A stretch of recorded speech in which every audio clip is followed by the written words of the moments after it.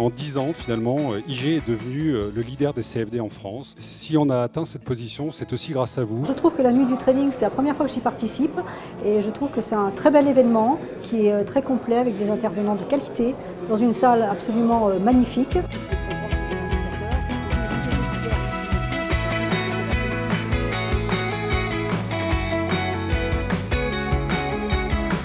L'intérêt de la soirée pour les investisseurs, c'est de trouver à la fois des réponses macroéconomiques à leurs questions sur les perspectives, aussi bien en zone euro qu'aux États-Unis, qu'au niveau des marchés émergents. Je pense que les spectateurs viennent chercher avant tout des conseils et surtout, je dirais, un horizon d'investissement. C'est-à-dire on ne sait pas trop ce qui peut nous arriver, il y a beaucoup d'incertitudes, donc ils veulent essayer de réduire les incertitudes, savoir quels vont être les bons choix à faire d'un point de vue de l'investissement et puis surtout éviter les pièges. Moi, je pense qu'il y a effectivement un potentiel de baisse de l'ordre de 15% dans les 6 prochains mois. Ce qu'on voit, c'est quelques risques sur les devises, parce que là, pour contre, ça peut faire très très mal. Il y aura également beaucoup de questions sur les enjeux économiques, les enjeux financiers, les enjeux boursiers pour les prochains mois, les prochains trimestres, voire les prochaines années. Donc nous sommes là pour ça, avec toujours autant de plaisir. On a un potentiel encore de hausse sur 2018 qui, je crois, est assez réel.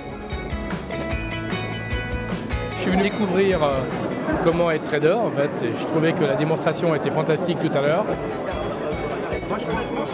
J'ai appris beaucoup de choses. La soirée, c'était l'occasion de faire un point peut-être sur une approche macro, quelle est la grande direction des marchés aujourd'hui, mais en même temps être informé sur des outils techniques qu'on ne connaît pas nécessairement. Écoutez, je suis très impressionné par le monde. Je suis très impressionné également par le niveau d'écoute et d'attention. On est dans une conjoncture économique plutôt favorable, mais néanmoins, ça n'est pas le moment d'être complaisant.